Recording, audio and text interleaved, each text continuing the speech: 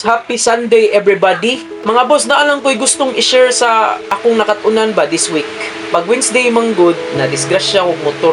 Na-slide ko ba.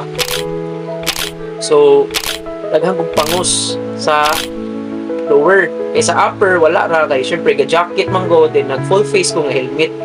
Sa lower may nagrabihan og pangus kay ga-short ra man ko. Ano ko'y nakatunan, yung gusto po na ko i-share. Kaya at least man lang, adapt po din nyo, basin na may makatunan po.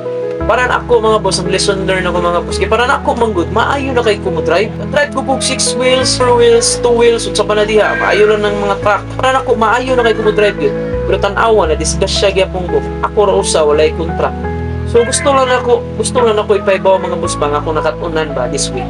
Is, kung asa manggalitan mo adto, maduol man o malayo, pag hinahinay yun ta mga boss, mag-amping ta ba? At tungunaon mga boss ba kanang naaga ni pamilya nagpaabot sa itong balay, mga anak, igsuon, mga barkada, na gusto pa ta mag-inom. Kaya itong kinabuhi manggod mga boss, usara manggod. So, mao lang yun na akong nakatunan karon mga boss na gusto i-share. Pag-amping lang yun ta, pag hinahinay ta, o sa tapadulong, especially sa mga riders ha, kanang mga motor, or also sa mga kwanpod, mga sakyanan. Di sa takaybaw, di sila siya na, di ba? Ang uban, mas grabe na ba patay ang kuan pod sakyanan kay magkusog maginagdagan kay sakyanan gali makapaw pod sa disgrasya, di ba? Mag-amping lang dito o stay healthy everybody and God bless. Happy Sunday.